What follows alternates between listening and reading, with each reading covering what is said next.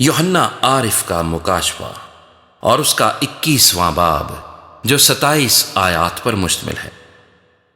پھر میں نے ایک نئے آسمان اور نئی زمین کو دیکھا، کیونکہ پہلا آسمان اور پہلی زمین جاتی رہی تھی اور سمندر بھی نہ رہا۔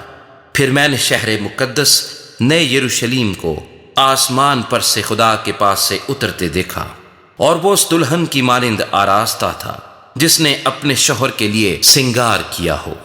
پھر میں نے تخت میں سے کسی کو بلند آواز سے یہ کہتے سنا کہ دیکھ، خدا کا خیمہ آدمیوں کے درمیان ہے، اور وہ ان کے ساتھ سکونت کرے گا، اور وہ اس کے لوگ ہوں گے، اور خدا آپ ان کے ساتھ رہے گا اور ان کا خدا ہوگا، اور وہ ان کی آنکھوں کے سب آنسو پونچھ دے گا۔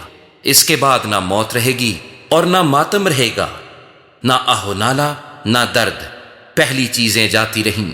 اور جو تخت پر بیٹھا ہوا تھا اس نے کہا، دیکھ، میں سب چیزوں کو نیا بنا دیتا ہوں۔ پھر اس نے کہا، لکھ لے، کیونکہ یہ باتیں سچ اور برحق ہیں۔ پھر اس نے مجھ سے کہا، یہ باتیں پوری ہو گئیں۔ میں الفا اور اومیگا، یعنی ابتدا اور انتہا ہوں۔ میں پیاسے کو آب حیات کے چشمے سے مفت پلاؤں گا۔ جو غالب آئے وہی ان چیزوں کا وارث ہوگا، اور میں اس کا خدا ہوں گا اور وہ میرا بیٹا ہوگا۔ مگر بزدلوں اور بے ایمانوں اور گھنونے لوگوں اور خونیوں اور حرام کاروں اور جادوگروں اور بت پرستوں اور سب جھوٹوں کا حصہ آگ اور گندھک سے جلنے والی جھیل میں ہوگا۔ یہ دوسری موت ہے۔ پھر ان 7 فرشتوں میں سے جن کے پاس 7 پیالے تھے اور وہ پچھلی 7 آفتوں سے بھرے ہوئے تھے، ایک نے آ کر مجھ سے کہا، ادھر آ، میں تجھے دلہن یعنی برے کی بیوی دکھاؤں۔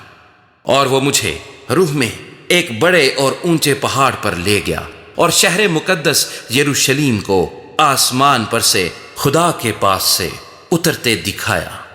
اس میں خدا کا جلال تھا، اور اس کی چمک نہایت قیمتی پتھر یعنی اس یشب کی سی تھی جو بلور کی طرح شفاف ہو۔ اور اس کی شہر پناہ بڑی اور بلند تھی، اور اس کے 12 دروازے، اور دروازوں پر 12 فرشتے تھے، اور ان پر بنی اسرائیل کے 12 قبیلوں کے نام لکھے ہوئے تھے۔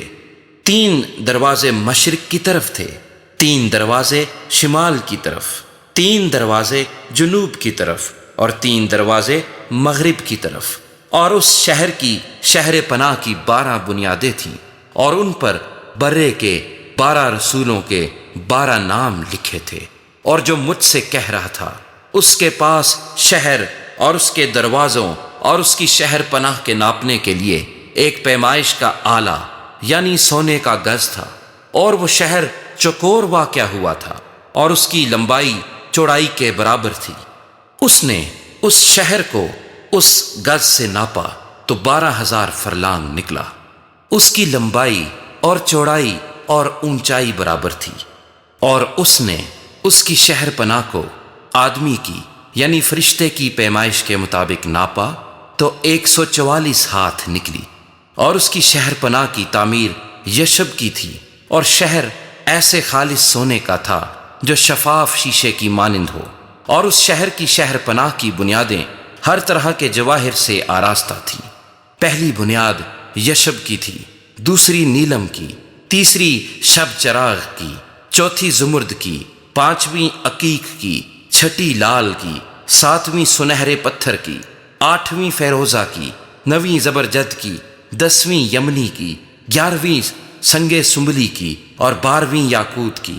اور 12 دروازے 12 موتیوں کے تھے، ہر دروازہ ایک موتی کا تھا۔